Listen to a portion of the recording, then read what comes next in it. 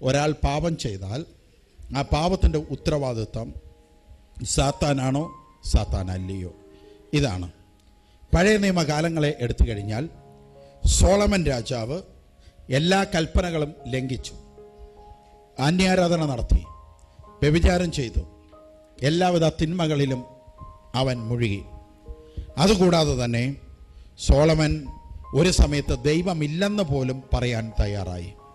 അദ്ദേഹത്തിൻ്റെ ചരിത്രങ്ങളിൽ അങ്ങനെയാണ്. പിന്നീട് മരിക്കുന്നതിന് മുമ്പ് അദ്ദേഹം അതിനെല്ലാം ഓർത്ത് അനുതപിച്ചു. അദ്ദേഹം പച്ചക്കെഴുതി, ഈ ലോകത്തിലെ എല്ലാ സുഖങ്ങളും മായയാണെന്ന് എഴുതി. എല്ലാം വെറുതെയാണ്, ഒന്നുകൊണ്ട് നമുക്ക് തൃപ്തനാകാൻ പറ്റത്തില്ല എന്ന് അദ്ദേഹം എഴുതി. ഇനി കേട്ടുകൊള്ളുക, യേശുക്രിസ്തു അദ്ദേഹത്തെ ഇപ്രകാരം പേര് പറയുന്നുണ്ട്, ഞാൻ സോളമനേക്കാൾ വലിയവൻ എന്ന് പറയുന്നുണ്ട്. ഞാൻ സോളമനേക്കാൾ വലിയവൻ എന്ന് യേശു പറയുമ്പോൾ സോളമനെ ചെറുതാക്കി കാണിക്കുന്നില്ല. സോളമൻ വലിയവനാണ്, എന്നാൽ അതിനേക്കാൾ വലിയവൻ ഞാനാണ്. യേശു ഒരാളെ വലിയവനെന്ന് സംബോധന ചെയ്താൽ അതിനർത്ഥം പരിശുദ്ധാത്മാവ് ആ മനുഷ്യൻ ദൈവരാജ്യത്തിൽ ഉണ്ട് എന്ന് വെളിപ്പെടുത്തുകയാണ് ചെയ്യുന്നത്. അപ്പൊ ഇത്രയും പാപം ചെയ്ത സോളമൻ ഇപ്പോൾ എവിടെ ഇരിക്കുന്നു? ദൈവരാജ്യത്തിൽ ഇരിക്കുന്നു. ഇനി രണ്ടാമത് സാംസന്റെ കഥയെടുക്കാം. സാംസൺ പാപം ചെയ്തു, ദൈവത്തിൻ്റെ കൽപ്പനകളും രഹസ്യങ്ങളും പുറത്തുവിട്ടു. സാംസന്റെ ശക്തി മൊത്തവും ചോർന്നുപോയി. അവസാനം അനുതപിച്ച് പ്രാർത്ഥിച്ചു. എബ്രായക്കാർക്ക് എഴുതിയ ലേഖനത്തിൽ, ബൈബിൾ എടുക്കണ്ട, ഞാൻ പറയുന്നത് നിങ്ങൾ ശ്രദ്ധിച്ചാൽ മതി. ബൈബിൾ എടുക്കാൻ പറയുമ്പോൾ ബൈബിൾ എടുത്താൽ മതി.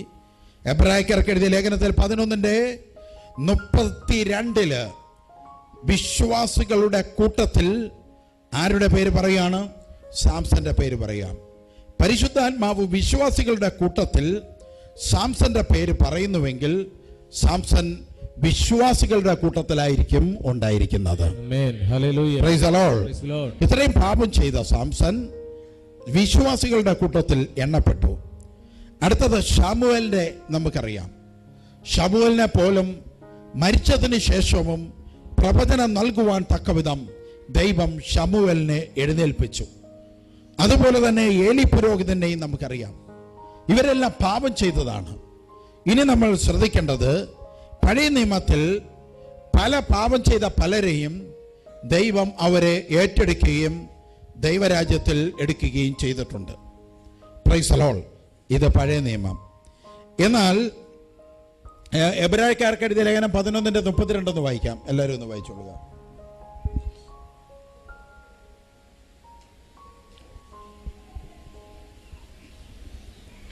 ഇനി എന്താണ് പറയേണ്ടത്? ഗിദ്യോൻ, ബാരാഖ്, ശിംശോൻ, യിഫ്താഹ്, ദാവീദ് എന്നിവരെയും ശമൂവേൽ മുതലായ പ്രവാചകന്മാരെയും കുറിച്ച് വിവരിപ്പാൻ സമയം പോരാ. വിശ്വാസികളുടെ സമൂഹത്തിൽ അവരുടെയൊക്കെ പേരുകൾ കടന്നു വന്നിരിക്കുകയാണ്. എന്തുകൊണ്ട്? ഇനി പുതിയ നിയമം നോക്കിയാണ്. പഴയ നിയമത്തിലെ നമ്മൾ ശ്രദ്ധിച്ചോ? എല്ലാവരും ശ്രദ്ധിക്കുന്നേ. പഴയ നിയമം പാപം ചെയ്തിട്ടും അനുദപിച്ച് പ്രാർത്ഥിച്ച നീതിമാന്മാരെ പഴയ നിയമം സ്വീകരിക്കാൻ തയ്യാറായി. ഓർത്തോളണം, സാധാ ജനത്തിനല്ല, നീതിമാന്മാർക്ക് മാത്രമുള്ള നിയമമാണത്. നീതിമാന്മാരായി ജീവിച്ചവർ, അവർ പാപത്തിൽ പെട്ടുപോയാലും ദൈവത്തിൻ്റെ സന്നിധിയിൽ കരുണയ്ക്ക് വേണ്ടി പ്രാർത്ഥിച്ചപ്പോൾ അവരോട് പൊറുക്കുന്നതായിട്ട് നമുക്ക് കാണാനായിട്ട് സാധിക്കുകയാണ്. അവരുടെ പേരുകൾ സ്വർഗരാജ്യത്തിൽ എഴുതപ്പെടുവാനായിട്ട് ഇടയായിട്ടുണ്ടെന്നും നമുക്ക് കാണാൻ സാധിക്കുകയാണ്. എന്നാൽ പുതിയ നിയമത്തിൽ ഈ സമ്പ്രദായം ഉണ്ടോ? പുതിയ നിയമസഭയിൽ ഈ സമ്പ്രദായം അനുശാസിക്കുന്നുണ്ടോ? അതാണ് അടുത്ത നമ്മുടെ പോക്ക് പോകുന്നത്.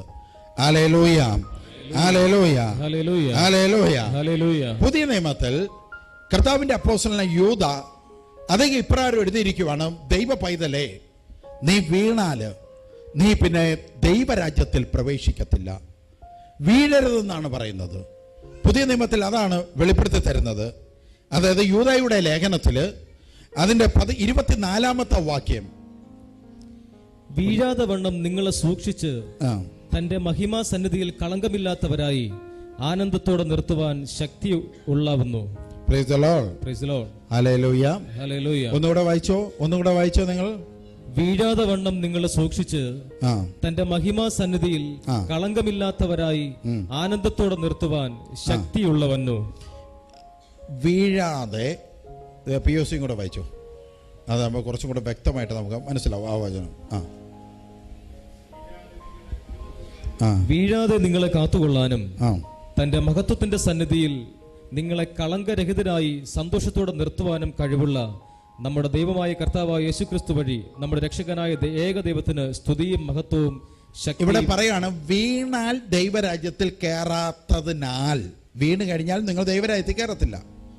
അതുകൊണ്ട് വീഴാതെ നിങ്ങളെ നിർത്തുന്നത് രക്ഷകനായ യേശുവിൻ്റെ കരുണയാണ്. വീണാൽ, പുതിയ നിയമത്തിൽ വീഴാതെ നിർത്തുന്നവനെ ദൈവം നൽകിയിരിക്കുകയാണ് സഭയ്ക്ക്. പഴയ നിയമത്തിൽ വീഴാതെ നിർത്താൻ കഴിവുള്ളവനെ അവർക്ക് നൽകിയിട്ടില്ലായിരുന്നു. പുതിയ നിയമത്തിൽ അത് നൽകി. പഴയ നിയമത്തിൽ പാപമോചനമില്ല, പുതിയ നിയമത്തിൽ പാപമോചനമുണ്ട്. പഴയ നിയമത്തിൽ പാപമോചനത്തിന്റെ നിഴൽ മാത്രമേ ഉണ്ടായിരുന്നുള്ളൂ, പുതിയ നിയമത്തിൽ പാപമോചനത്തിന്റെ പൂർത്തീകരണമുണ്ട്. അതുകൊണ്ട് പഴയ നിയമത്തിൽ അവർക്ക് ഒരുപാട് കുറവുകൾ ഉള്ളത് കാരണം നീതിമാന്മാരെ മാത്രം ദൈവം കരുണയോടെ കണ്ടു. കാരണം ഒരുപാട് സമയം സാധാ വ്യക്തികളിൽ നിന്നും മാറ്റപ്പെട്ട് ദൈവത്തിൻ്റെ കൂടെ ജീവിച്ചവരായതുകൊണ്ട് അവരോട് കരുണ കാണിക്കാൻ ദൈവം ഇടയായി. ക്രൂരനായ ഒരു യജമാനനല്ല നമ്മുടെ ദൈവം. എന്നാൽ പുതിയ നിയമത്തിൽ നീതിമാനായ യേശുക്രിസ്തു നമുക്കുള്ളതിനാൽ, പരിശുദ്ധാത്മാവിന്റെ ശക്തി ഉള്ളതിനാൽ വീണ് പോകരുത് എന്ന കൽപ്പന നൽകിയിരിക്കുകയാണ്. സ്തോത്രം. Price the Lord. പറഞ്ഞു മനസ്സിലായോ? വിഗ്രഹാരാധനയിൽ വീഴരുത്, മന്ത്രവാദങ്ങളിൽ വീണു പോകരുത്, അന്യജാതി കൾച്ചറിൽ വീണു പോകരുത്. പല നേതാക്കന്മാരും അതിന്റെ പുറകെ പോയിന്ന് വരും. നീ പോകരുത്.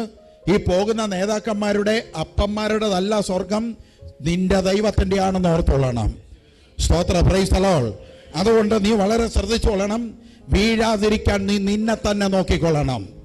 വീഴാതിരിക്കാൻ നീ നിന്നെ തന്നെ നോക്കിക്കൊള്ളണം. അതാണ് ദൈവം പറയുന്നത്, വ്യക്തമായി പറയുന്നത് അതാണ്. അപ്പോൾ നമ്മളിവിടെ മനസ്സിലാക്കേണ്ട മറ്റൊരു കാര്യത്തിലേക്ക് വരികയാണ്. 3 യോഹന്നാൻ, ഈ യോഹന്നാൻ എഴുതിയ ലേഖനത്തിലെ 3-ാമത്തെ ലേഖനം നിങ്ങളെടുത്താൽ മറ്റൊരു കാര്യം കൂടെ വെളിപ്പെടും. 1:11 നമ്മൾ വായിക്കുമ്പോൾ വ്യക്തമായി യോഹന്നാൻ പറയുവാണ്, നീ പാപം ചെയ്ത് തന്നെ ജീവിക്കുകയാണെങ്കിൽ, നീ ഇപ്പോഴും കള്ളു കുടിച്ചുകൊണ്ട് തന്നെ തുടരുകയാണെങ്കിൽ, ഇപ്പോഴും നീ തെറ്റായ മാർഗങ്ങളിലൂടെ തന്നെയാണ് പോകുന്നതെങ്കിൽ, നീ പ്രാർത്ഥനാ ഗ്രൂപ്പ് ലീഡറായാലും, നീ പ്രാർത്ഥനയിൽ ദർശനം പറയുന്ന വ്യക്തിയാണെങ്കിലും, വചനം നിന്നെ നോക്കി പറയാണ്, നീ യേശുക്രിസ്തുവിനെ കണ്ടിട്ടേ ഇല്ല, യേശുക്രിസ്തു നിന്നെയും കണ്ടിട്ടില്ല. വായിച്ചു നോക്ക്, വായിച്ചു നോക്ക്. എന്താണ് 3:11 പറയുന്നത്? എന്താണ്? പ്രിയരെ, നന്മയല്ലാതെ തിന്മ അനുകരിക്കരുത്. നന്മ ചെയ്യുന്നവൻ എന്താണ് ഫസ്റ്റ് എന്താണ് അപ്പോസ്തലൻ നിങ്ങളോട് പറഞ്ഞിരിക്കുന്നത്? എന്താണ്? പ്രിയരെ, നന്മയല്ലാതെ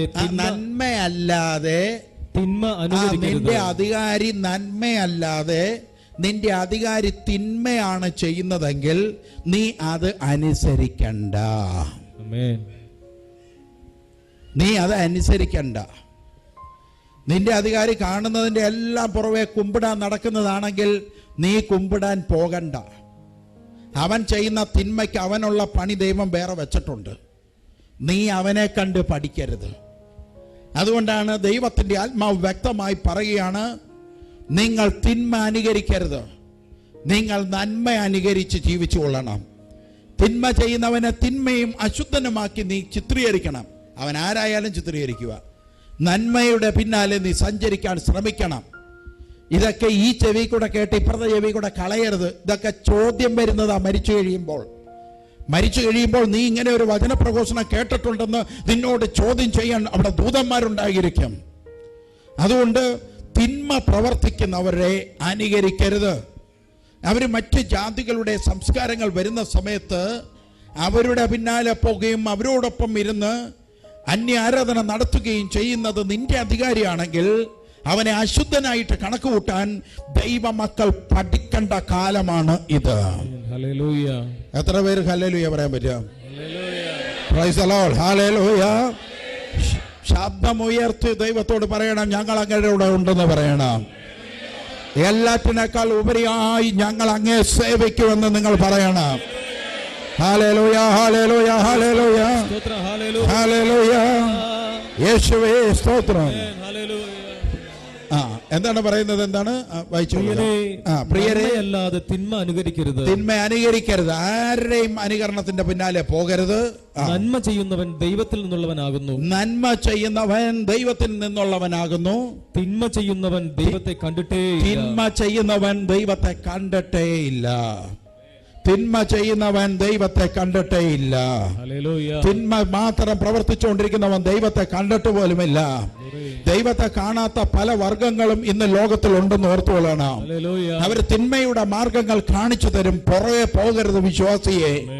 അവര് തിന്മയുടെ മാർഗങ്ങൾ കാണിച്ചു തരുമ്പോൾ നിന്റെ അകത്ത് പരിശുദ്ധാത്മാവ് ഉണ്ടെങ്കിൽ ആ പരിശുദ്ധാത്മാവ് നിന്നോട് സംസാരിക്കും, ഈ കാണിക്കുന്നത് തെറ്റാണെന്ന് സംസാരിക്കും.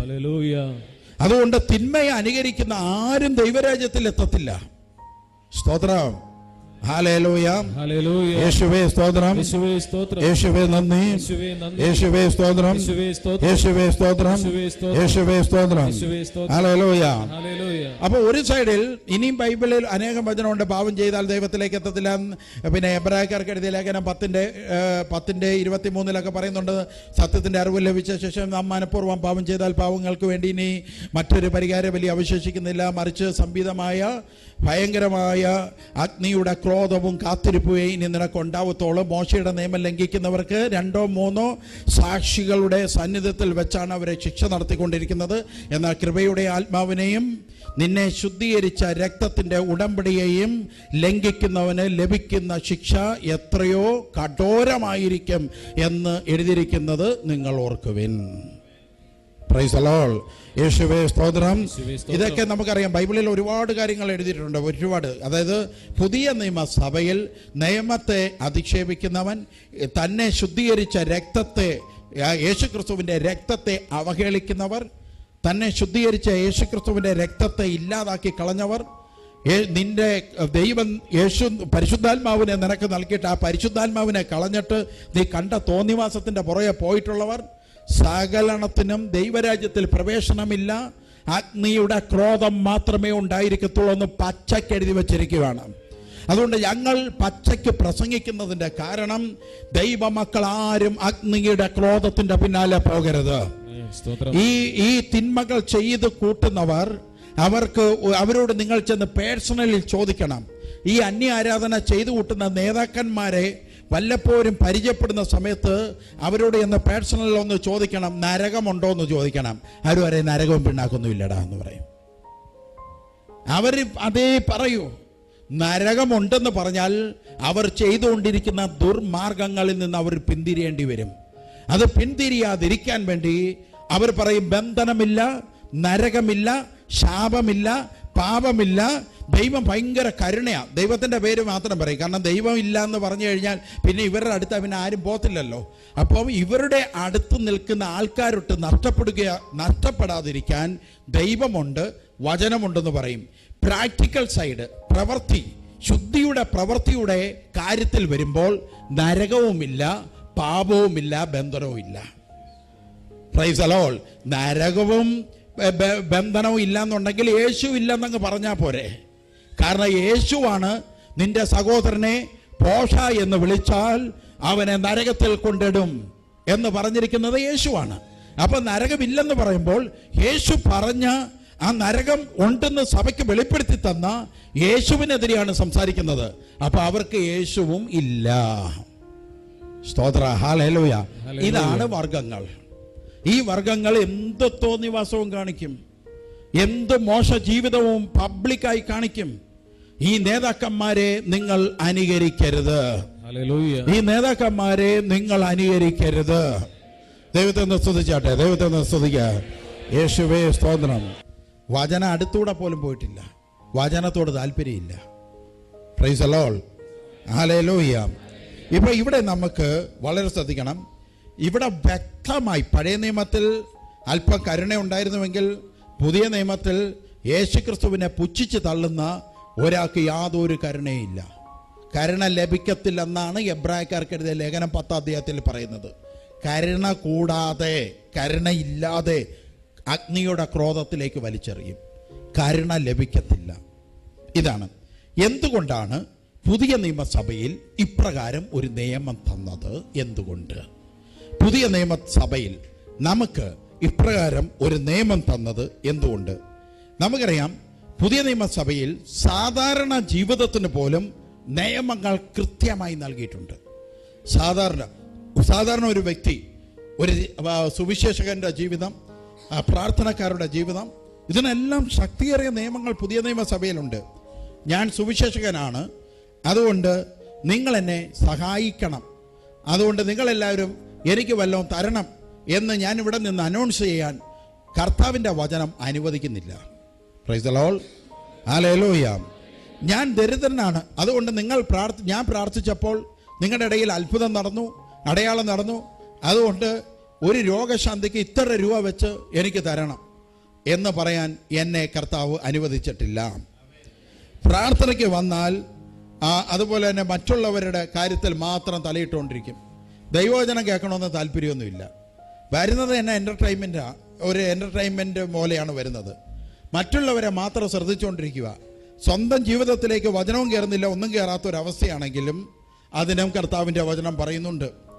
വളരെ വ്യക്തമായി 1 തെസ്സലോനിക്കർക്ക് എഴുതിയ ലേഖനത്തിൽ നമ്മൾ ആത്മീയ മക്കൾ ജീവിക്കേണ്ട ജീവിത രീതി, അതായത് നിങ്ങളിൽ സാത്താൻ തൊടാതിരിക്കണമെങ്കിൽ, പുതിയ നിയമസഭയിൽ കർത്താവ് നിങ്ങളെ ദൂരെ എറിയും എന്ന് പറഞ്ഞ കൽപ്പന നിങ്ങളുടെ കുടുംബത്തിൻ്റെ മേൽ വരാതിരിക്കണമെങ്കിൽ 1 തെസ്സലോനിക്ക 4:11 മുതൽ 12 വരെയുള്ള വാക്യങ്ങൾ നിങ്ങൾ ഒരു കൊടി പോലെ ചുമക്കണം. നിങ്ങളുടെ ഒരു ജീവിതത്തിൻ്റെ ഒരു ചാവിയാക്കി അതിനെ മാറ്റണം. അങ്ങനെ ജീവിച്ചാൽ മാത്രമേ വൻ അനുഗ്രഹമായി നിങ്ങളുടെ ജീവിതം മാറുകയുള്ളൂ. എന്താണ് എഴുതിയിരിക്കുന്നത്? 1 തെസ്സലോനിക്ക 4:11 മുതൽ വായിക്കാം.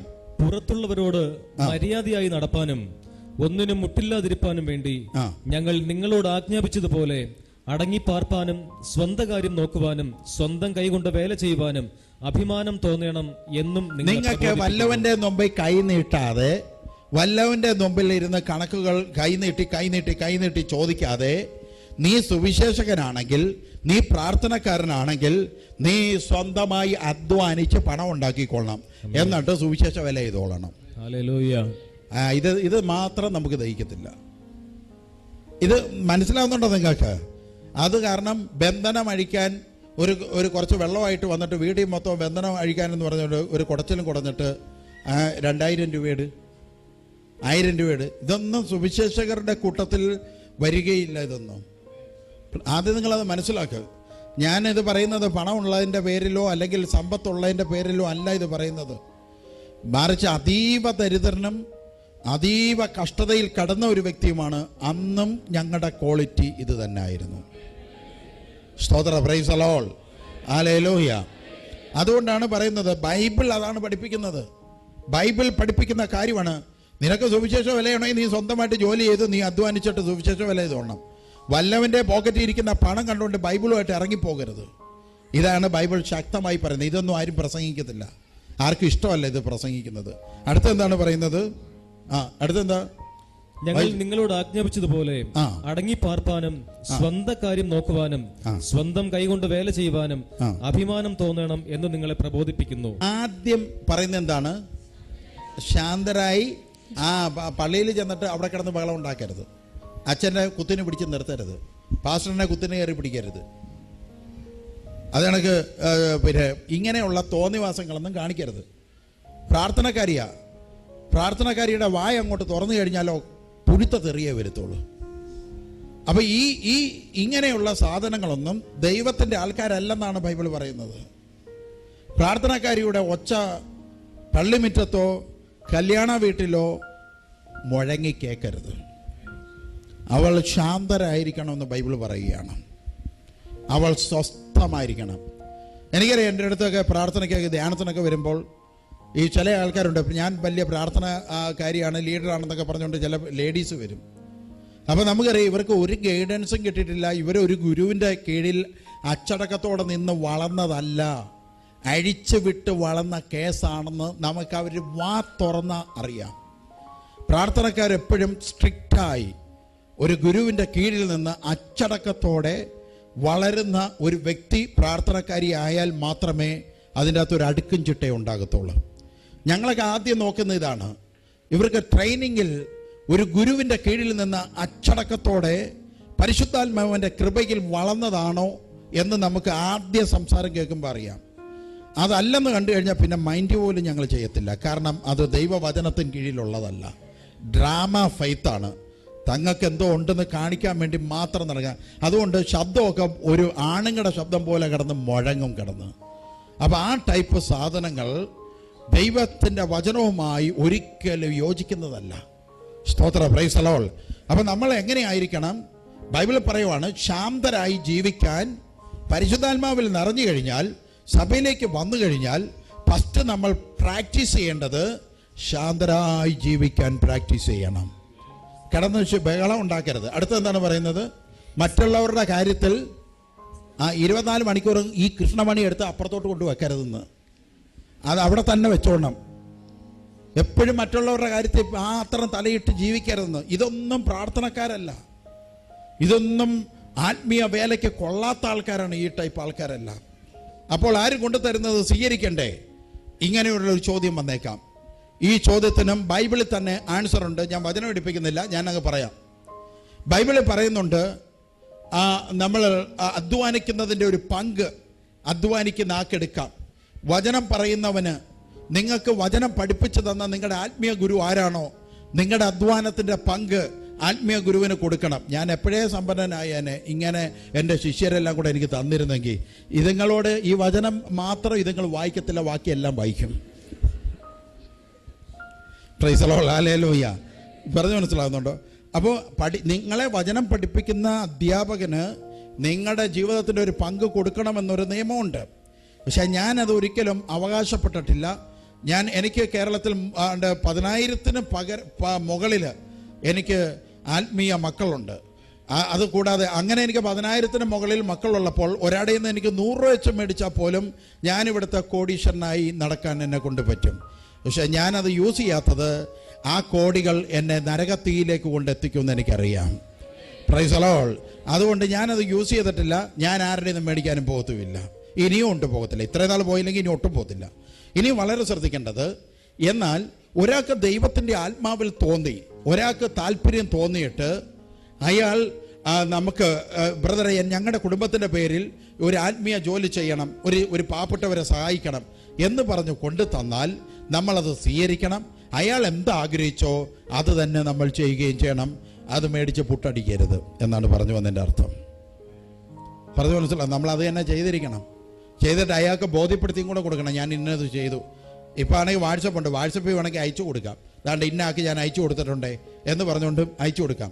അയച്ചു കൊടുക്കാൻ നമ്മളോടുള്ള വിശ്വാസം വർദ്ധിക്കാനല്ല, മറിച്ച് അവർക്കത് കാണുമ്പോൾ ഒരു സന്തോഷം ഉണ്ടാകും. എൻ്റെ എമൗണ്ട് ഇന്നാക്ക് ചെന്നല്ലോ എന്ന് പറഞ്ഞൊരു സന്തോഷം ഉണ്ടാവാൻ ഇടയാകും. അപ്പോൾ അത് നമുക്ക് ചെയ്യാം. ഇതും രണ്ടും പറയുന്നുണ്ട്. നീ അധ്വാനിച്ചുകൊണ്ട് ദൈവവേല ചെയ്യണമെന്നും പറയുന്നുണ്ട്, നിനക്ക് അവകാശമുണ്ട് മേടിക്കാനെന്നും പറയുന്നുണ്ട്. അപ്പോൾ ഇതിൻ്റെ അകത്ത് നമ്മൾ കാണാത്തൊരർത്ഥമുണ്ട്. അതായത് ഞാനിവിടെ പ്രസംഗിക്കാൻ നിൽക്കുമ്പോൾ, കർത്താവേ ഇന്ന് സംഭാവന കൂടണേ, പേരുകൾ വായിക്കുമ്പോൾ എണ്ണം കൂടണേ, 300 രൂപ വെച്ച് 10 പേര് വായിച്ചാലേ 3000 ആവത്തുള്ളൂ കർത്താവേ, ഈ മൈൻഡോട് കൂടി ഞാനിതിൽ കയറരുതെന്ന് എന്ന് പറഞ്ഞാൽ ആ വിഷയമേ പോകണം. എപ്പോഴും പേഴ്സിൽ പൈസ നിറച്ചേ ഇവിടെ വരുത്തുള്ളൂ. ഇവിടുത്തെ റേറ്റ് കൊടുക്കാനും എല്ലാ കാര്യങ്ങൾക്കുമായിട്ട് പേഴ്സിൽ പൈസ കാണും. കാരണം നിങ്ങളുടെ സംഭാവന, നിങ്ങളുടെ സ്തോത്രകാഴ്ച നോക്കത്ത് പോലുമില്ല. സ്തോത്രം. അതായത് നീ ദശാംശത്തിൽ ആശ്രയം വെക്കരുത്. മറ്റുള്ളവരോട് ദൈവത്തിൽ ആശ്രയം വെക്കാൻ പഠിപ്പിക്കുന്ന നീ ദൈവത്തിൽ ആശ്രയം വെക്കാതെ ദശാംശത്തിൽ ആശ്രയം വെക്കുന്നു. സ്തോത്രം. അതാണ് ദൈവം ചോദിക്കുന്നത്. അപ്പൊ ആശ്രയം വെക്കരുത് എന്നാണ് അർത്ഥം. അതാണ് അർത്ഥം. ആശ്രയം ആരിൽ വെച്ചോളണം? യേശുവിൽ വെച്ചോളണം. ഗ്രൂപ്പിന്റെ നടത്തിപ്പിനെ, കൺവെൻഷന്റെ നടത്തിപ്പിനെ, വൺ ഡേ ധ്യാനത്തിന്റെ നടത്തിപ്പിന് ദൈവം ചെയ്യും. അതിൻ്റെ പുറകെ ഞാൻ പോകേണ്ട കാര്യമില്ല, നിങ്ങൾ പോകേണ്ട കാര്യമില്ല. ഇതാണ് കർത്താവ് ഉദ്ദേശിച്ചത്. ഈ രീതിയിൽ പോകാനാണ് കർത്താവ് നമ്മളോട് പഠിപ്പിക്കുന്നത്. സ്തോത്ര. ദൈവത്തെ ഒന്ന് സ്തുതിക്കാം നമ്മൾ. ഹല്ലേലൂയ. ഹല്ലേലൂയ. യേശുവേ സ്തോത്രം. സ്തോത്രം ചെയ്യുന്നു ദൈവമേ. യേശുവേ നന്ദി. യേശുവേ നന്ദി. Hallelujah. Hallelujah. Praise the Lord. Praise God. Price the Lord. Praise the Lord. ഹല്ലേലൂയ. ഹല്ലേലൂയ. പ്രിയപ്പെട്ടവരെ, അപ്പോൾ ദശാംശത്തിന്റെ ബൈബിളിൽ പറയുന്ന അർത്ഥം എന്താണ്? ആശ്രയം വെക്കരുത് എന്നാണ് പറയുന്നത്. ആരടുത്തെങ്കിലും ഇനി ചോദിക്കാൻ പാടുണ്ടോ? ചോദിക്കാൻ പാടുണ്ടോ? ചോദിക്കാൻ പാടില്ല. ആരടുത്ത് ചോദിക്കാൻ പാടില്ല, ആശ്രയം വെക്കാനും പാടില്ല. സ്തോത്രം. Price the Lord. യേശുവേ സ്തോത്രം. എന്തുകൊണ്ടാണ് ഇങ്ങനെ ഒരു വിഷയം ദൈവം നമുക്ക് നൽകിയിരിക്കുന്നത്? പുതിയ നിയമസഭയിൽ നമുക്ക് എന്തൊക്കെയാണ് തന്നിരിക്കുന്നത്? വീഴരുത്, തിന്മയിൽ ജീവിക്കരുത്, സ്വന്തം കാര്യം നോക്കി ജീവിച്ചോളണം, ശാന്തരായി ജീവിച്ചോളണം. എന്തൊക്കെയാണ്? വീണ് കഴിഞ്ഞാൽ ദൈവരായി കയറുമോ? ഇല്ല. സ്വന്തം കാര്യം നോക്കിക്കൊള്ളണം, ശാന്തരായി ജീവിച്ചോളണം, തിന്മയിൽ അനുകരിക്കരുത്, തിന്മയെ അനുകരിക്കരുത്, ദശാംശം ചോദിച്ചുകൊണ്ട് ചെല്ലരുത്, പണം മോഹിച്ചുകൊണ്ട് ശുശ്രൂഷ ചെയ്യരുത്, എൻ്റെ ഉപജീവനത്തിന് വേണ്ടി പ്രാർത്ഥനയ്ക്ക് ഇറങ്ങരുത്. ഇങ്ങനെയുള്ള സ്ട്രിക്റ്റ് നിയമം നമുക്ക് നൽകുന്നത് ദൈവത്തിന്റെ പരിപാലന പ്രസംഗിക്കുന്ന വ്യക്തികൾ മനസ്സിലാക്കാൻ വേണ്ടിയിട്ടാണ്. സ്തോത്രം. Price the Lord. ഹല്ലേലൂയ. ഹല്ലേലൂയ. അതുകൊണ്ട് ഈ നിയമങ്ങൾ നൽകിയിരിക്കുന്നതിന്റെ കൂടുതലായ വ്യക്തമായ ആശയത്തിലേക്കാണ് ഞാൻ വരുന്നത്. ഞാൻ ആദ്യം പ്രസംഗിച്ച വിഷയത്തിലേക്ക് രണ്ടാമത് വരികയാണ്. പാപം ചെയ്യിപ്പിക്കാൻ പ്രേരിപ്പിക്കുന്നത് സാത്താനാണോ പിശാചാണോ? ഈ ഒരു വിഷയമായിട്ട് ബന്ധപ്പെട്ടാണ് ഞാൻ ജീവിതത്തിൻ്റെ നിയമത്തിലേക്ക് കയറിയത്. ഈ നിയമം ലംഘിക്കുന്ന ഒരു പ്രാർത്ഥനാ ലീഡർ, ഒരു അധികാരി, ഈ നിയമം ലംഘിച്ച് ജീവിക്കുന്ന സഹോദരങ്ങൾ, അവരുടെ മേൽ 100% പൈശാചിക ബന്ധനമുണ്ടാകാൻ സാധ്യതയുണ്ട്. പിശാചിൻ്റെ സാന്നിധ്യം ഉണ്ടാകും. അവർ ഉപവാസം ഇരിക്കുന്നത് വെറുതെയായി മാറും. അവർ പ്രാർത്ഥിച്ചാലും അവർക്ക് വിശുദ്ധി ലഭിക്കുന്നില്ല. അവർ ഉപവാസം ഇരുന്നാലും അവർ പ്രാർത്ഥിക്കുന്ന വിഷയങ്ങൾ നടന്നു കിട്ടാതെ വരും. കാരണം കൽപ്പനാ ലംഘനം അവർ നടത്തിക്കൊണ്ടിരിക്കുകയാണ്. Price the Lord. യോഹന്നാന്റെ സുവിശേഷത്തിൽ 16-ാം അധ്യായം അതിൻ്റെ 11-ാമത്തെ വാക്യം, ഈ ലോകത്തിന്റെ അധികാരി ഇപ്പോൾ എന്ത് സംഭവിച്ചിരിക്കുകയാണ്? പറഞ്ഞു, ഉറക്കെ പറഞ്ഞു. എന്ത് സംഭവിച്ചിരിക്കുന്നു? വിധിക്കപ്പെട്ടിരിക്കുകയാണ്. യേശു ഏത് സമയം മുതലാണ് വിധിക്കപ്പെട്ടിരിക്കുന്നത്? ഏത് സമയം മുതലാണ്? യേശു ക്രിസ്തു തൻ്റെ ശരീരവും രക്തവും പിതാവിൻ്റെ മുമ്പിൽ സമർപ്പിക്കാം അതിൻ്റെ തീരുമാനമെടുത്ത സമയം മുതൽ എന്ത് സംഭവിച്ചിരിക്കുന്നു? ഈ ലോകത്തിന്റെ അധികാരി വിധിക്കപ്പെട്ടു കഴിഞ്ഞു. യേശു ക്രിസ്തു വരുന്നതിന് മുമ്പ് വിധിക്കപ്പെട്ടിട്ടുണ്ടോ? ഉണ്ടോ? ഇല്ല. അതുകൊണ്ടാണ് ശ്രദ്ധിക്കണമേ, പഴയ നിയമത്തിൽ യേശുക്രിസ്തു വരുന്നതിന് മുമ്പ് പിശാചിനെ വിധിക്കപ്പെടാതെ പിശാചിനെ ഭൂമിയിൽ അഴിച്ചുവിട്ടിരുന്നു. ഫുൾ സ്വാതന്ത്ര്യമുണ്ടായിരുന്നു. ആ സ്വാതന്ത്ര്യത്തിന്റെ ഏറ്റവും കൂടിയ അളവ് നമുക്ക് മനസ്സിലാക്കാനാണ് ടെംപ്റ്റേഷൻ മൗണ്ട് എന്നറിയപ്പെടുന്ന പ്രലോഭനത്തിന്റെ മല. ആ മലയിൽ യേശുക്രിസ്തു 40 ദിവസം ഫാസ്റ്റിംഗ് ഇരുന്നപ്പോൾ യേശുക്രിസ്തുവിന്റെ മുമ്പിൽ ചെന്ന് യേശുക്രിസ്തുവുമായി വചനം സംസാരിക്കുന്നത് നിങ്ങൾക്ക് കാണാൻ സാധിക്കും. സംസാരിക്കുന്നില്ലയോ? സംസാരിച്ചോ? സ്തോത്ര. ഹല്ലേലൂയ. ചിലവരൊക്കെ പറയും ഈ പിശാചിന് വചനമൊന്ന് കേൾക്കുമ്പോൾ പേടിയാ, പിശാച് ഇറങ്ങി ഓടും എന്നൊക്കെ പറയും. പിശാച് സൂപ്പറായിട്ടാ വചനം സംസാരിച്ചുകൊണ്ടിരിക്കുന്നത്. സ്തോത്ര. Price the Lord. ഹല്ലേലൂയ. ഇനി നമ്മൾ വളരെ ശ്രദ്ധിക്കണം. ആരുടെ വചനം പറയുന്നത്? വചനത്തോടാണ് വചനം പറയുന്നത്. വചനത്തോട് വചനം പറഞ്ഞുകൊണ്ടിരിക്കുക. സങ്കീർത്തനം എടുത്തിട്ടാ പിശാച് കളിച്ചുകൊണ്ടിരിക്കുന്നത്. നീ എടുത്ത് ചാടിക്കോ, എഴുതിയിട്ടില്ലയോ നിന്റെ കാല് കല്ലെ തട്ടാതിരിക്കാൻ അവിടുന്ന് തൻ്റെ ദൂതന്മാരോട് കൽപ്പിക്കുമെന്ന്? ദാവീദിന്റെ സങ്കീർത്തനം എടുത്തിട്ട് കളിക്കുക. സ്തോത്രം. ഹല്ലേലൂയ. യേശു ക്രിസ്തു ഉടനെ അവനോട് മറുപടി പറയുന്നുണ്ട്, ദൈവമായ കർത്താവിനെ പരീക്ഷിക്കരുതെന്നും എഴുതിയിട്ടുണ്ട്. അതും വചനമാണ്. ഏത് വചനമാ? പുറപ്പാടിലെ വചനം. അവൻ സങ്കീർത്തനം എടുത്തപ്പോൾ യേശു ക്രിസ്തു പുറപ്പാടെടുത്തു. ഞാൻ ചിന്തിക്കും, ഇതെന്ത് പറ്റി യേശുവിന്? അവനെ വിധിക്കപ്പെടാതെ, പിതാവായ ദൈവം അവനെ വരിഞ്ഞു കെട്ടാതെ അവന്റെ അഭ്യാസം തീരത്തില്ല. അവനെ വരിഞ്ഞു കെട്ടാതിരിക്കുന്നിടത്തോളം കാലം നീതിമാന്മാരുടെ മേൽ ചെന്നിട്ട് അവൻ അധികാരം ഉറപ്പിക്കും. സ്തോത്രം.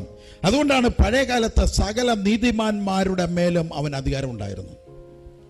നിങ്ങൾക്കറിയോ, മോശ മരിച്ചു കഴിഞ്ഞ മോശയുടെ ശവശരീരവും എടുത്തുകൊണ്ട് ചെന്നിട്ട് ഡയലോഗ് പറയുക, മരിച്ചവരുടെ മേലുള്ള സാത്താന്റെ അധികാരം എത്ര വലുതായിരുന്നു.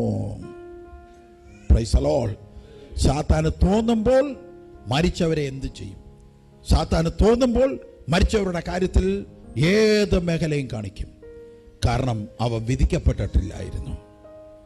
Price the Lord. ജോഷുവയുടെ ശരീരത്തെ പ്രതി തർക്കിച്ചു, മോശയുടെ ശരീരത്തെ പ്രതി തർക്കിച്ചു. അവിടെയൊക്കെ ദൈവത്തിന്റെ കരുണ കൊണ്ട് മാത്രമാണ് അവരെല്ലാം സ്വർഗരാജ്യത്തിൽ കയറിയത്. അതുകൊണ്ട് യേശുക്രിസ്തു സഭയ്ക്ക് പറയുവാണ്, നിങ്ങൾ ഭാഗ്യമുള്ള മക്കളാണ്, കാരണം സാത്താനെ വിധിക്കപ്പെട്ടിരിക്കുന്നു. നിങ്ങൾ ഭാഗ്യമുള്ളവരാണ്, സാത്താൻ വിധിക്കപ്പെട്ടിരിക്കുന്നു. സാത്താൻ വിധിക്കപ്പെട്ടിരിക്കുന്നു. നിങ്ങൾ ഭാഗ്യമുള്ളവരാണ്. ഇനി നിങ്ങളുടെ മേൽ യുദ്ധത്തിന് വരാൻ അവനില്ല. ഇതാണ് യേശുക്രിസ്തു പറയുകയാണ്. അതുകൊണ്ട് ഈ ഇരിക്കുന്ന ജനം ഒരു കാര്യം മനസ്സിലാക്കണം. അതുകൊണ്ട് എന്ത് പ്രസംഗിക്കണം? എന്താണ് പ്രസംഗിക്കേണ്ടത്? സാത്താൻ വിധിക്കപ്പെട്ടത് കാരണം എന്ത് പ്രസംഗിക്കണം? എന്ത്? ഉറക്കെ പറഞ്ഞു എന്ത് പ്രസംഗിക്കണം? ന്യായവിധിയെക്കുറിച്ച്. അയ്യോ, കൊല്ലംകാർക്ക് പേടി തോന്നത്തില്ലയോ? എന്ത് പ്രസംഗിക്കണം? ഉറക്കെ പറ. അയ്യോ, നിങ്ങൾക്ക് പേടി തോന്നും. പേടിപ്പിക്കുന്നിടത്ത് പോവാതെ. പേടിപ്പിക്കുന്നതാണോ സുവിശേഷ പ്രഘോഷണം? കൊല്ലംകാർക്ക് പേടിയാ. കത്തിയെടുത്ത് ഒരുത്തന്നെ കുത്തുന്നതിന് പേടിയില്ല. കൗൺസിലിങ്ങിൽ അവന്റെ കാര്യങ്ങൾ പറഞ്ഞ് അവന് പേടിയാ. കള്ളയടവ്. ബൈബിൾ പറയുവാണ്, സാത്താൻ വിധിക്കപ്പെട്ടത് കാരണം ന്യായവിധിയെക്കുറിച്ച് പ്രസംഗിച്ചാൽ മതി. പേടിക്കുന്നവൻ ഇച്ചിരി പേടിച്ചോ. പേടിക്കുന്നവനെ ഇച്ചിരി പേടിച്ചോ. അതുകൊണ്ട് സാത്താൻ എന്ത് ചെയ്തു? സാത്താൻ ചില എണ്ണത്തെ ഇറക്കിയിട്ട് രാവിലെ അവന് ടിൻഡിമോൻ കോമഡി വായിക്കാൻ പറയും, ബോബനും മോളിയും വായിക്കാൻ പറയും. എന്നിട്ട് എല്ലാം കൂടെ ഒരു പരുവാക്കിയിട്ട് വൈകിട്ട് പോയി പ്രസംഗിക്കണമെന്ന് പറയും. ബൈബിൾ തൊടത്തില്ല. ഇരുന്നു കൊണ്ട് ടിൻഡിമോൻ കോമഡി പറഞ്ഞ് പ്രസംഗിക്കുക. കേട്ടാ എന്തുവാ? ഒരു 1.5 മണിക്കൂർ നല്ല എൻ്റർടൈൻമെൻറ്റ്. പേടിപ്പിക്കത്തില്ല, ഭയപ്പെടുത്തത്തില്ല, ഓമനിച്ച് വളർത്തുകയാണ്, കൊഞ്ചിപ്പിച്ച്. സ്തോത്രം. പറഞ്ഞ മനസ്സിലായോ? സഭയെ കൊഞ്ചിപ്പിച്ചും ഓമനിച്ചുമാണ് വളർത്തുന്നത്. അത് കാരണം എന്താണ്? കാറ്റീസത്തിന് പഠിക്കുന്ന കുഞ്ഞുങ്ങളുടെ കയ്യിൽ മൊബൈലാ. അവന്മാര് കുർബാനയ്ക്ക് കയറത്തില്ല, ഇരുന്ന് നെറ്റ് കണ്ടുകൊണ്ടിരിക്കുക. അച്ഛനെയേ ഉള്ളൂ. ഇപ്പോഴത്തെ പിള്ളേരെ നിങ്ങൾ ശ്രദ്ധിച്ചു നോക്ക്, എല്ലാത്തിൻ്റെ കണ്ണിലും ഭൂത കണ്ണാടിയാ. കാരണം എന്താണെന്നറിയാം? 2 വയസ്സ് മുതലേ നോക്കാൻ തുടങ്ങിയതാ. 11 വയസ്സായപ്പോൾ അവൻ്റെ കണ്ണടിച്ചു പോയി. വൃത്തിയട്ട തലമുറയ്ക്ക് ജന്മം നൽകി. ടിൻഡിമോൻ കോമഡിയാ കാരണം. ന്യായവിധിയുടെ ക്ലാസ് കേൾക്കേണ്ട സമയം കഴിഞ്ഞിരിക്കുവാണ് ക്രിസ്ത്യാനികൾ. സ്തോത്രം. Price the Lord. ഹല്ലേലൂയ. യേശുവേ സ്തോത്രം. പിന്നെ കിടന്ന് ഒലക്കയുടെ മേളിലുള്ളതും ഒലക്കയുടെ താഴെയുള്ളതൊക്കെ പോയിരുന്ന് കേക്ക്. പിന്നെ പോയി കിടന്ന് ന്യായവിധിയുടെ ക്ലാസ് കേട്ടോളണം. നീ ഇങ്ങനെ ജീവിച്ചാൽ നിനക്കെന്ത് സംഭവിക്കും എന്ന ക്ലാസ് നീ കേട്ടോളണം. കാരണം സാത്താൻ ബഹിഷ്കരിക്കപ്പെട്ടിരിക്കുന്നു. സ്തോത്രം. ഇനി എപ്പോൾ അന്ധകാര ശക്തി ബഹിഷ്കരിക്കപ്പെട്ടോ അപ്പോൾ മുതൽ ന്യായവിധി പ്രത്യക്ഷപ്പെട്ടിരിക്കുക. സ്തുതിക്കുക. ദൈവത്തെ ഒന്ന് സ്തുതിച്ച് പ്രാർത്ഥിക്കുക. Hallelujah, hallelujah. ദൈവത്തെ സ്തുതിക്കുക, ദൈവത്തെ സ്തുതിക്കുക. ശബ്ദമുയർത്തി യേശുവേ, ശബ്ദമുയർത്തി, ശബ്ദമുയർത്തി, ശബ്ദമുയർത്തി. ഹല്ലേലൂയ. അപ്പോൾ ഇനി നിങ്ങൾ ശ്രദ്ധിക്കുക. അപ്പോൾ ഒരാൾ പാപം ചെയ്താൽ ആ പാപത്തിൻ്റെ ഉത്തരവാദിത്വം സാത്താനോ എന്ന ചോദ്യം വരും. നീ അമിതമായ മന്ത്രവാദത്തിൻ്റെ പിന്നാലെ പോകുന്നെങ്കിൽ ആ പാപത്തിൻ്റെ ഉത്തരവാദിത്വം പ്രേരിപ്പിച്ചത് സാത്താനാണോ? നീ തിന്മ ചെയ്ത് ജീവിക്കുകയാണെന്നെങ്കിൽ അതിൻ്റെ പിന്നിൽ സാത്താനാണോ? നീ ഒരാളെ കൊല ചെയ്തുവെങ്കിൽ അതിൻ്റെ പിന്നിൽ സാത്താനാണോ? യേശുക്രിസ്തു പറയുന്നു, സാത്താനെ ബഹിഷ്കരിച്ചു. സാത്താനെ അവൻ്റെ ആധിപത്യം ഇല്ലാതാക്കി. ആധിപത്യം ഇല്ലാതാക്കിയെങ്കിൽ ഈ ചോദ്യത്തിന് പ്രശസ്തിയുമുണ്ട്. അപ്പോൾ ആരാണ് നിന്നെ പാപിയാക്കിക്കൊണ്ടിരിക്കുന്നത് എന്ന ചോദ്യത്തിന് പ്രശസ്തിയുണ്ട്. അപ്പം നിന്റെ തന്നെ കുഴപ്പം കൊണ്ടാണോ നീ പാപിയായത്, അതോ ഇപ്പോഴും സാത്താൻ നിന്നെ പാപത്തിലേക്ക് നയിച്ചുകൊണ്ടിരിക്കുകയാണ്? പാപത്തിലേക്ക് നയിച്ചുകൊണ്ടിരിക്കുകയാണെന്നാണ് നീ പറയുന്നതെങ്കിൽ യേശു പറഞ്ഞു, യോഹന്നാൻ 16:11 നിങ്ങൾ വായിച്ചതുപോലെ ഈ ലോകത്തിന്റെ അധികാരി വിധിക്കപ്പെട്ടിരിക്കുന്നു, ഇനി ന്യായവിധി ഉണ്ടാകും. Price the Lord. ന്യായവിധി എപ്പോൾ മുതലാണ് ഉണ്ടായിരിക്കുന്നത്? സാത്താനെ വിധിക്കപ്പെട്ടത് കൊണ്ടല്ലേ ന്യായവിധി. നേരത്തെ ന്യായവിധി ഇല്ലാഞ്ഞത് എന്താ? നേരത്തെ ന്യായവിധി ഇല്ലാത്തത് കാരണമാണ് മോശയൊക്കെ കയറി കിട്ടിയത്, സാമുവേൽ കയറി കിട്ടിയത്. അത് കാരണമാണ്. അവരുടെയൊക്കെ ഒരു നിശ്ചിത ഒരു സമയമുണ്ട്, അത് കഴിയുമ്പോൾ അവരെ എടുത്തുകൊണ്ട് പോകും. അതുപോലെ തന്നെ പലരും പഴയ നിയമകാലത്ത് കയറി കിട്ടിയതിന്റെ കാരണം അന്ന് ജഡ്ജ്മെന്റ് ഇല്ല, ഫൈനൽ ജഡ്ജ്മെന്റ് അന്നില്ല. ദൈവത്തിന് കരുണ തോന്നുന്നവനോടെല്ലാം കരുണ തോന്നി ദൈവം എടുത്തുകൊണ്ട് പോകുക. ഇപ്പൊ ഫൈനൽ ജഡ്ജ്മെന്റ് വെച്ചിരിക്കുകയാണ്. കാരണം സാത്താനില്ലാത്തൊരു ജീവിതം നിനക്ക് നൽകി. ഇപ്പൊ നിന്റെ കയ്യിലിരിപ്പ് കാരണമാണ് നീ ഇപ്പോൾ ഇങ്ങനെ ജീവിക്കുന്നത്. സ്തോത്രം. Price the Lord. അപ്പോൾ ഇങ്ങനെ നമ്മൾ വളരെ ശ്രദ്ധിച്ചാൽ നമുക്ക് മനസ്സിലാക്കും. ഈ പറയുന്ന പോയിന്റ് ഞാൻ വ്യാഖ്യാനിക്കുമ്പോൾ, അപ്പോൾ ബ്രദറെ, ഈ ലോകത്തിൽ സാത്താനേ ഇല്ലയോ? അപ്പോൾ നമ്മുടെ ഈ ലോകത്തിൽ സാത്താന്റെ ഭരണമില്ലേ എന്നൊരു ക്വസ്റ്റ്യൻ നിങ്ങളുടെ ഉള്ളിൽ ഇപ്പോൾ ചോദിച്ചുകൊണ്ടിരിക്കുകയാണ്. അപ്പോൾ നമ്മൾ ഇപ്പോൾ സാത്താനെ ഭയപ്പെടണ്ടേ എന്നൊരു ക്വസ്റ്റ്യൻ നിങ്ങളുടെ ഉള്ളിൽ ചോദിച്ചുകൊണ്ടിരിക്കുകയാണ്. ആമേൻ. Praise the Lord. അപ്പോൾ യേശു ബന്ധനം അഴിക്കുന്നത് ആരുടേതാണ്? സാത്താൻ ഈ ലോകത്തിലില്ലെങ്കിൽ ശാപമില്ല, ബന്ധനമില്ല. ബന്ധനത്തിന്റെയും ശാപത്തിന്റെയും കഥകൾ പറയുന്നത് വെറുതെയല്ലേ അന്നേരം? ഈ ഒരു ചോദ്യവും നിങ്ങളുടെ ഉള്ളിൽ ചോദിക്കാം. ആ ചോദ്യം എനിക്ക് കേൾക്കാൻ പറ്റുന്നുണ്ട്. Price the Lord. ഹല്ലേലൂയ, ഹല്ലേലൂയ, ഹല്ലേലൂയ. അപ്പൊ ഞാൻ പറയും, അല്ല, സാത്താൻ ഇപ്പോഴും ഉണ്ട് എന്ന് ഞാൻ പറയുകയാണെങ്കിൽ, അപ്പോൾ ഒരു ചോദ്യം, യേശു ആരെയാണ് കാൽവരിയിൽ തകർത്തത്? ആരുടെ തലയാണ് തകർത്തത്? ഇനി ഞാൻ നിങ്ങളുടെ മറ്റൊരു ഉദാഹരണം പറയുവാണ്. നിങ്ങളുടെ വീട്ടിൽ പാമ്പ് കയറി. നിങ്ങൾ എന്ത് ചെയ്തു? പാമ്പിന്റെ വാലിലിട്ട് 2 അടി അങ്ങടിച്ചു. പേടിച്ച് വിറച്ച് അടിച്ചത്. അത് ഉണക്ക മടൽ കൊണ്ട് 2 അടി. എന്ത് സംഭവിക്കും? അടുത്തത് നിങ്ങൾ പൂരിപ്പിക്കുക. എന്ത് സംഭവിക്കും? പാമ്പിനെ അടിച്ചു വന്നിട്ടുള്ളവർക്കാണെങ്കിൽ അറിയാൻ പറ്റും, അടിച്ചിട്ടുള്ളവർക്ക് അറിയാൻ പറ്റും. എന്ത് സംഭവിക്കും? ജീവൻ വെക്കുന്നതൊന്നും അല്ല. ജീവൻ വേറൊരു സംഭവം കൂടെ ഉണ്ട്. മൂർഖന്റെ വാലിയിൽ അടിച്ചാൽ എന്ത് സംഭവിക്കും? ഉണക്ക മടൽ കൊണ്ട് അടിച്ചാൽ എന്ത് സംഭവിക്കും? ജീവൻ വെക്കുമെന്ന്. എപ്പം കൊത്തു കിട്ടിയെന്ന് ചോദിച്ചാൽ മതി. അതായത് മൂർഖൻ എന്ന് പറഞ്ഞാൽ മനുഷ്യൻ ഓട്ടിച്ചിട്ട് കൊത്തുന്നത് പോലെ ഓട്ടിച്ചിട്ട് കൊത്തും. എനിക്ക് അനുഭവം ഉള്ളതുകൊണ്ടാണ് ഞാൻ ഈ പറയുന്നത്. ഒരിക്കൽ ഒരു മഴയത്ത് ബൈക്കിൽ പാട്ടൊക്കെ പാടി ഇങ്ങനെ പോകുകയായിരുന്നു. പോയതും ഒരു കയ്യാലേന്ന് എടുത്ത് ഒരു മൂർഖനെടുത്ത് ചാടി. എൻ്റെ ബൈക്കിന് ബ്രേക്ക് ചവിട്ടിക്കഴിഞ്ഞാൽ നിൽക്കണമെങ്കിൽ 1 കിലോമീറ്റർ കഴിയണം. ഞാൻ എന്തെന്ന് പറഞ്ഞിട്ട് ഈ മൂർഖരെ കണ്ട്, എനിക്ക് ഈ പാമ്പിനെ പണ്ടേ ഇഷ്ടമല്ലാത്തത് കാരണം ഇതിനെ കാണുന്നത് തന്നെ വെറുപ്പാണ്. എനിക്കിഷ്ടമില്ല ഈ ജീവിയെ കാണുന്നത്, അത് ദേഷ്യമാണ്. അപ്പം ഇതെടുത്ത് കയ്യാലേന്ന് ചാടിയതും എൻ്റെ ബൈക്ക് വന്നതും ഒരുമിച്ചിരുന്നു. പാമ്പും പേടിച്ചു, ഞാനും പേടിച്ചു, ബൈക്കും പേടിച്ചു. ബൈക്കിൻ്റെ ഞാനിതൊട്ടെ പാമ്പിനെ കണ്ടപാടെ എൻ്റെ കാല് 2 ഹാൻഡിലിൽ നിന്ന് മേപ്പോട്ട് പൊക്കി വെച്ചു. അങ്ങനെ ഈ പാമ്പിൻ്റെ മണ്ടേ കൂടെ കയറി ഇറങ്ങി, ബൈക്ക് കയറി ഇറങ്ങിപ്പോയി. എനിക്ക് കുറേ നേരത്തേക്ക് മേലൊക്കെ പെരുത്തു. അത് കഴിഞ്ഞിട്ട് കാലൊട്ട് താക്കാനും വയ്യ, കാരണം പാമ്പ് ഇതിൽ ഇരിപ്പുണ്ടോ എന്നുള്ള പേടിയായി. ഞാനും ബൈക്കും കൂടെയും മറിഞ്ഞടിച്ച് റോഡിൽ വീണു. എഴുന്നേറ്റപ്പം ഈ ബൈക്ക് കയറി ഇറങ്ങിയ പാമ്പ് ഞങ്ങളെ നോക്കി, എൻ്റെ ബൈക്കിനെ നോക്കി വരികയാണ് കൊത്താനായിട്ട്. ഞാൻ ഒന്നും ചെയ്തില്ല, ധൈര്യത്തോടു കൂടി ഒറ്റ ഓട്ടം വെച്ചു കൊടുത്തു. എനിക്ക് ബാക്കിയൊന്നും നിങ്ങൾ ചോദിക്കരുത്, അത്ര എനിക്ക് ഓർമ്മയുള്ളൂ. കറക്റ്റായിട്ട് കൊത്താൻ വന്നു. കൊത്താൻ ഓട്ടിച്ചിട്ട് കൊത്ത. അതേസമയം ചേരയൊക്കെ വെറും പാപം. ഇത് ഓട്ടിച്ചിട്ട് കുത്താൻ വന്നു. എനിക്ക് അവിടം വരെ കണ്ടോളൂ, ഞാൻ ഓടി. പിന്നെ ആരൊക്കെയോ ചേർന്ന് അതിനെ എന്തൊക്കെയോ കാണിച്ചു.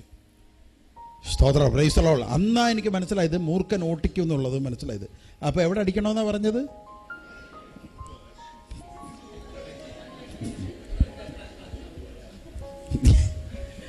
Price the Lord.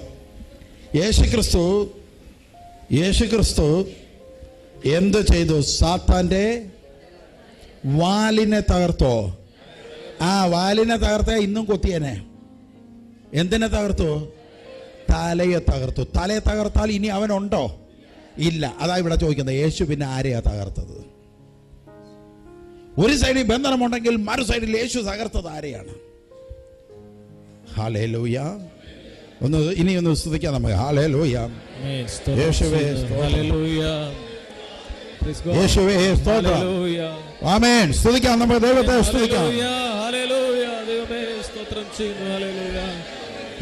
യേശുവേ ആരാധന, ആരാധന, ആരാധന, ആരാധന, ആരാധന. ദൈവമേ വെളിപ്പെടുത്തണമേ, വെളിപ്പെടുത്തണമേ, വെളിപ്പെടുത്തണമേ, വെളിപ്പെടുത്തണമേ.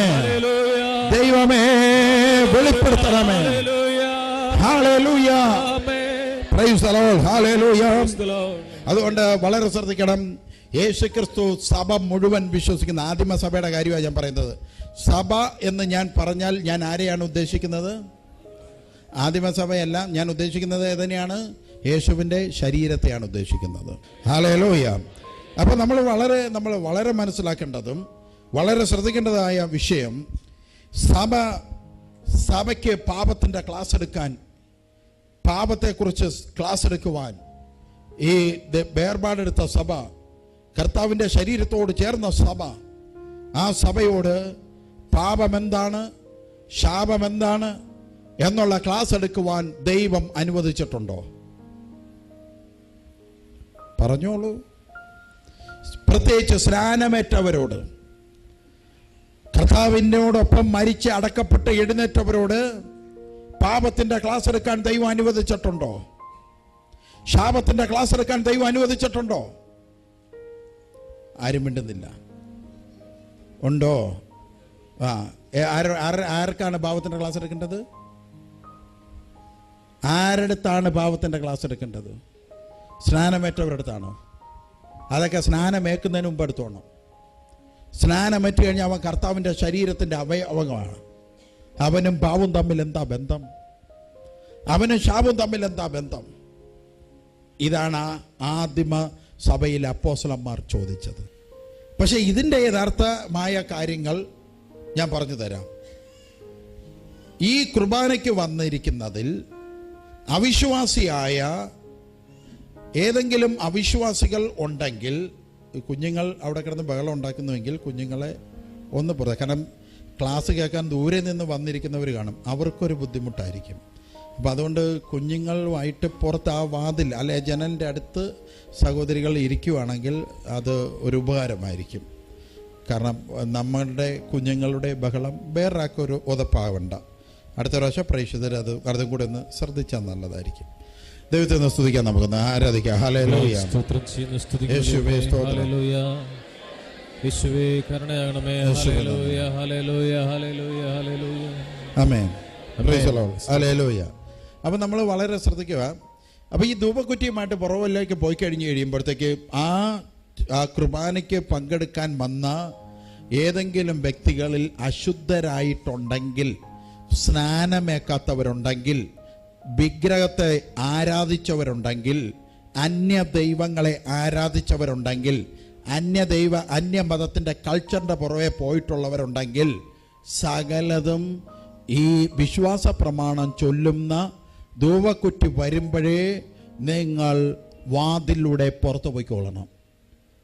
പിന്നെ ബാക്കിയുള്ള വിശ്വാസ പ്രമാണം കഴിഞ്ഞാൽ ബാക്കിയുള്ള കർമ്മങ്ങൾക്കെല്ലാം നിൽക്കേണ്ടത് വിഗ്രഹത്തെ തൊടാത്തവരും വിഗ്രഹത്തെ ആരാധിക്കാത്തവരും അന്യജാതിയുടെ കൾച്ചറിൻ്റെ പുറകെ പോകാത്തവരും അങ്ങനെ കർത്താവിനെ മാത്രം ഏകരക്ഷകനാണെന്ന് വിശ്വസിച്ച് ജീവിക്കുന്നവരും മാത്രമേ പിന്നെ അതിൽ പങ്കെടുക്കാൻ പാടുള്ളൂ.